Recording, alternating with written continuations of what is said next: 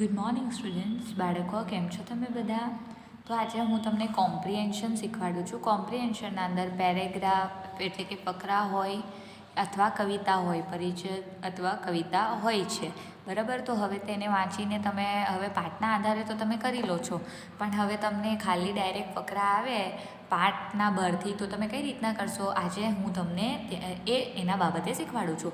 ગ્રામરના અંદર કોમ્પ્રિહેન્શન તમને શીખવાડવા માંગુ છું, બરાબર બાળકો?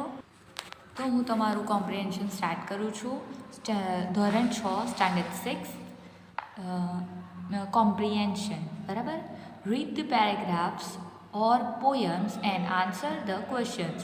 પરિચય અથવા કવિતા વાંચી પ્રશ્નોના ઉત્તર લખો, બરાબર. હવે આ પ્રશ્ન આપણો છે એ હવે તમે ધ્યાન રાખજો, આ ફકરો પાઠમાંથી નથી, બહારથી આવેલો છે. તો તમે કઈ રીતના કરશો?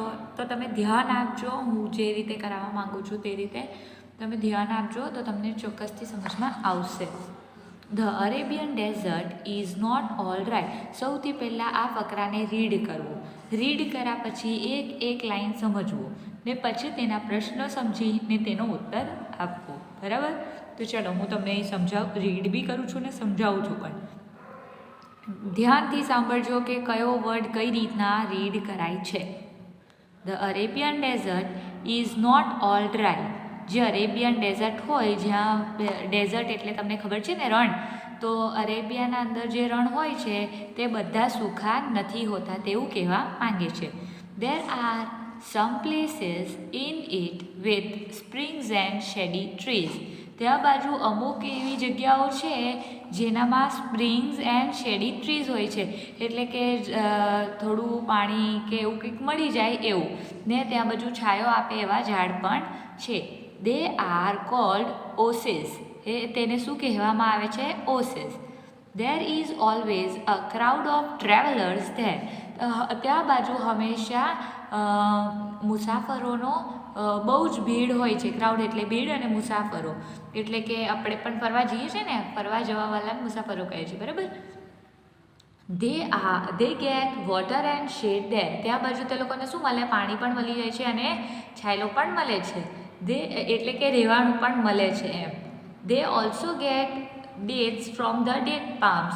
ડેટ્સ એટલે કે ખજૂર. ત્યાં તે લોકોને શું મળે છે? ખજૂર પણ મળે છે ખજૂરના ઝાડથી. ડેટ પામ્સ એટલે ખજૂરનું ઝાડ. Dates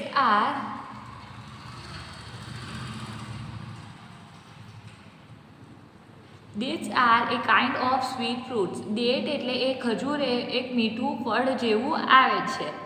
They grow on trees. એ ક્યાં ઉગે છે? ઝાડ પર ઉગે છે. These trees are called date palms. એને શું કહેવાય? એ જે ઝાડ પર ઉગે છે તે ઝાડને date palms કહેવાય. Date એટલે કે ખજૂર. The date palm is like the coconut tree. Date palm કેવા હોય છે? કોકોનટ એટલે કે નારિયેળના ઝાડ જેવા હોય છે. સમજ પડી તમને આ ફકરો? ખ્યાલ આવ્યો? જો એકવાર હું રીડ કરું છું, હજી એકવાર ધ્યાન આપજો. The Arabian desert is not all dry. There are some places in it with springs and shady trees. They are called oases. There is also always a crowd of travelers there. They get water and shade there. They also get dates from the date palms. Dates are a kind of sweet fruit. They grow on trees. These trees are called date palms. The date palm is like the coconut tree. જે બાળકો પાસે આ વાલી book નથી તેને પોતાના નોટમાં લખીને કમ્પ્લીટ કરવાનું રહેશે. તો તમને આ નોટમાં એક વાર લખવાનું રહેશે. જેની પાસે છે તે પોતાની એની બુકમાં પૂરું કરી લે. તો જો આવી રીતના સૌથી પહેલાં આપણે શું કરવાનું? વાંચવાનું, રીડ કરવાનું. રીડ કર્યા પછી તેને સમજવાનું કે તે વાક્ય શું કહે છે, બરાબર. એવી રીતે પૂરું આપણે ફકરો રીડ કરીને સમજી લઈએ તો એ તમને સમજમાં આવી જશે. એના પછી જો તેના પ્રશ્નોના ઉત્તર છે તો is the Arabian desert all dry. એ શું કહે છે? શું બધા અરેબિયન ડેઝર્ટ ડ્રાય હોય છે? તો the Arabian desert is not all dry. No આવશે અહીં, હું ભૂલી ગઈ છું પણ અહીં લખી દીધું છે. No, the Arabian desert is not all dry. એ બધા જ સૂખા હોતા નથી. બરાબર. પછી આગળ, વોટ આર ઓસિસ? ઓસિસ એટલે શું? There are some places in it with springs and shady trees, they are called oasis. બધું જ આ ફકરામાં આપેલું છે. જો ફર્સ્ટ વાળો આ રહ્યો, સેકન્ડ વાળો આ રહ્યો. એવી રીતના તમને તમારા આ તમે સમજી ગયા તો એના પ્રશ્નના ઉત્તર તમને સમજતા વાર લાગે નહીં. પછી આગળ, why is there a crowd of travellers there? તો એનો જવાબ, કેમ ત્યાં બાજુ મુસાફરોનો ખૂબ આ હોય છે, બહુ બધા લોકો હોય છે. તો there is always a crowd of travellers there because they get water and shade there and they also get dates from the date palms. તમે પણ લખતા જ જજો. What are dates? ડેટ્સ શું છે? Dates are a kind of sweet fruit. What are date palms? Dates are a kind of sweet fruit. They grow on trees. These trees are called date palms. The date palm is like the coconut tree. આવી રીતના તમને આનો જવાબ લખવાનો રહેશે. બરાબર. તમે જોઈ કમ્પ્લીટ કરજો, ધ્યાનથી કમ્પ્લીટ કરજો. હવે આગળ આ વાળું હું તમને હોમવર્કમાં આપું છું. હાલાકી હું તમને એકવાર રીડ કરી બતાવું છું, સમજાવી દઉં છું, પણ પછી તમને આના પ્રશ્નોના ઉત્તર તમે જાતે જ લખજો. આ એક તમને મેં હોમવર્કમાં આપું છું. This is the story of two friends. આ જે વાર્તા છે તે બે દોસ્તોની છે, બે મિત્રોની છે. One of them was Ramu. તેમાંથી એક કોણ હતો? Ramu. His father was a cobbler. એના પપ્પા શું હતા? કોબલર એટલે કે જૂતા બનાવવાવાળા. He earn money by repairing shoes. તે પૈસા શાનાથી કમાતા હતા? શૂઝ, જૂતા બનાવીને. The other was Pratap. ને બીજો કોણ હતો? પ્રતાપ હતો. His father was the sarpanch of the village. એના પપ્પા શું હતા? ગામના મુખ્ય હતા, સરપંચ હતા. Both the boys went to the same school. બંને જે બાળકો હતા, બંને જે છોકરાઓ હતા તે જોડે સ્કૂલ જતા હતા, એક જ સ્કૂલમાં જતા હતા. The sarpanch loved his son very much. જે સરપંચ હતો તેનો જે છોકરો હતો તેને ખૂબ જ પ્રેમ કરતો હતો. એટલે સરપંચ પોતાના જ પુત્રને ખૂબ પ્રેમ કરતો હતો. He did not like Pratap to play with Ramu. પણ તે નહોતો ચાહતો કે પોતાનો જે પુત્ર છે તે રામુ જોડે રમે. સો પ્રતાપ વોઝ વેરી અનહેપી. ને આ વસ્તુ પોતાનો જે પુત્ર છે પ્રતાપ, તેને એ વસ્તુ ખૂબ જ દુઃખી કરતી હતી. One day Ramu and Pratap decided to run અવે. અને એક દિવસ શું વિચાર્યું રામુ અને પ્રતાપે? કે તે લોકો ભાગી જાય એમ. ખ્યાલ આવ્યો તમને આ ફકરો?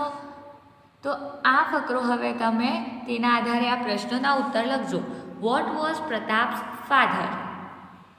How did Ramu's father earn money? The sarpanch loved Ramu. True or false? ખરું કે ખોટું? બસ એમાંથી જ લખવાનું છે. હવે આના પછી આગળ આ ફકરો, what did the two friends decided? બંને મિત્રોએ શું વિચાર્યું? તે અનહેપી મીન્સ, અનહેપી એટલે કે શું? હેપી એટલે ખુશ, તો અનહેપી એટલે શું? ખબર છે ને? તેનું મતલબ બતાવો. ઓકે, હવે ત્રીજા ફકરા પર આવીએ છીએ. ચલો, હું આ ત્રીજો ફકરો સમજાવું છું. તેના ઉત્તર મેં નથી લખ્યા, પણ ટીક જરૂર કર્યા છે. તો તમે ધ્યાન આપજો, જરા બરાબરથી ધ્યાન આપજો. One day an elephant went to a river for a bath. એક દિવસની વાત છે, એક હાથી ક્યાં ગયો? નદી કિનારે નહાવા ગયો. ઓન ધ વે એટલે રસ્તામાં જતાં જતાં it so A fruit shop. તેને શું જોવાયું? ફ્રૂટ શોપ એટલે કે ફલોની દુકાન જોવાઈ. The elephant put its trunk out for the ripe bananas on the shelf. તો એલિફન્ટે શું કરવું? પોતાની જે સૂંઢ હતી તે રીપ બનાના એટલે પાકેલા જે કેલા હતા તેના શેલ્ફ પર નાખી. The shopkeeper was angry. આ જોઈને દુકાનદાર ખૂબ જ ગુસ્સે થયો. He hit the elephant with a big stick. તે એલિફેન્ટને હાથીને જોરથી માર્યો મોટી લાકડીથી એના ટ્રંક પર. The elephant then walk to the river. ને એટલે એને માર પડ્યો તો એલિફન્ટ ચૂપચાપ નદી કિનારે જવા લાગ્યો. After having its bath in the river, નદીમાં નાહવા પછી તે the elephant filled its trunk with water. એલિફન્ટે શું કર્યું, હાથીએ શું કર્યું, પોતાની સૂંઢ પાણીથી ભરી લીધી. ફિલ્ડ એટલે ભરી લીધી. શાનાથી? પાણીથી. શું? તેની સૂંઢ. Then it walked back to the fruit shop. અને તે પાછો ક્યાં ગયો? તે જે ફલોની દુકાન હતી ને ત્યાં ફરી તે ગયો. He stood in front of the shopkeeper. એ ક્યાં ઊભો રહ્યો? જસ્ટ જે દુકાનદાર હતો તેના જસ્ટ સામે ઊભો રહ્યો. સ્ટૂડ એટલે ઊભો રહ્યો. રેઝડ ઇટ્સ ટ્રંક. પોતાની સૂંઢ ઉઠાવી. એન્ડ થ્રુ વોટર ઓન હિમ. અને શું કર્યું? પાણી તેના ઉપર ફેંક્યું. થ્રુ એટલે ફેંક્યું. ધેન ઇટ વોકડ અવે ક્વાઇટલી. અને તે ત્યાંથી ચૂપચાપ નીકળી ગયો. બસ આ એક ફકરો હતો જે હું તમને સમજાવ્યો. જો હું એકવાર રીડ કરું છું. One day an elephant went to a river for a bath. On the way it saw a fruit shop. The elephant put its trunk out for the ripe bananas on the shelf. The shopkeeper was angry. He hit the elephant with a big stick. The elephant then walked to the river. After having its bath in the river, the elephant filled its trunk with water. Then it walked back to the fruit shop. He stood in front of the shopkeeper, raised its trunk, and threw water on him. Then it walked away quietly. હવે રીતના તમને પણ જાતે read કરવાનું રહેશે. એવું નહીં કે ટીચરે રીડ કરી લીધું, હવે સાંભળી લીધું, વાત ખતમ થઈ ગઈ. ના, તમે પણ આ ત્રણેય ફકરા રીડ કરવાનો પ્રયત્ન કરજો. આ પહેલો ફકરો તો તમને મેં રીડ કર્યો જ છે. બીજો પણ હું તમને રીડ કરી સમજાવ્યો છે. તમે ધ્યાનથી સાંભળો અને ફરી તમે લોકો રીડ કરવાનો પ્રયત્ન કરજો. એવું નહીં કે ટીચરે રીડ કર્યું, તમે છૂટા થઈ ગયા સાંભળીને. તમે પણ પ્રયત્ન કરો તો તમને વાંચતા આવડે. બરાબર? તો ચલો, આ બીજો ફકરો તમે જાતે કમ્પ્લીટ કરી લેજો. એવું નહીં કે ટીચરે નથી કર્યું તો તમે પણ ના કરો. બહુ જ ઇઝી છે. તો 5 જ પ્રશ્ન છે, તમે કમ્પ્લીટ કરજો. બરાબર? હવે ચલો અહીં બાજુ આવીએ. આને પૂરું કરતા જજો. જો where did the elephant go. Elephant ક્યાં ગયો? તો શું આવશે પહેલો? One day an elephant went to a river for a bath. ગોનું વેન્ટ થશે. એ ક્યાં ગયો? નદી કિનારે ગયો નાહવા માટે. તો અહીં બાજુ અહીંયા પહેલું લખી દીધું છે. તો આ અહીંથી અહીં સુધી તમને પહેલાંનો જવાબ લખવાનો છે અહીં બાજુ. બરાબર? જો હું જેમ લખું છું તેમ જ લખવાનું રહેશે. આગળ હું બતાવ્યું છે કઈ રીતના લખ. એક તો હું લખીને બતાવ્યો છે. પછી આગળ બીજો, what did it do at the fruit shop. તો એ ફ્રૂટ શોપ એટલે કે ફલોની દુકાન પર તે શું કર્યું? તો અહીં બાજુ બીજો જવાબ છે. The elephant put its trunk out for the ripe bananas on the shelf at the fruit shop. એટલે અહીં સુધી પૂરું લખવાનું. પહેલાં બીજો જવાબ અહીંથી શરૂ આ પૂરું કમ્પ્લીટ કરી અહીં સુધી પછી આ લખી દેવાનું એટ ધ ફ્રૂટ શોપ. તો બીજાનો જવાબ તમને અહીં લખવાનો રહેશે. બરાબર? કરશો ને? આગળ થર્ડ વાલા પર what did the shopkeeper do. શોપકીપરે પછી શું કર્યું? તો અહીંથી લખવાનું. આ ટી કેપિટલ આવશે, મોટો ટી આવશે. આ નાનો છે, તમને મોટો લખવાનું. ધ શોપકીપર અહીં બાજુ hit the elephant with a big stick. એ શું કર્યું? મોટી લાકડીથી તેને માર્યું ને એલિફન્ટને, હાથીને. What did the elephant do after its bath. એના નાહવા પછી તે શું કર્યું? તો અહીં બાજુ ચોથા પર after having its bath in the river, the elephant filled its trunk with water. એ આવું કર્યું ને, એના નાવા પછી તે શું કર્યું? પોતાની સૂંઢમાં પાણી ભરી લીધું. પછી આગળ 5th વાળો, what did the elephant do to the shopkeeper. પછી એલિફન્ટે શોપકીપરના ઉપર શું કર્યું?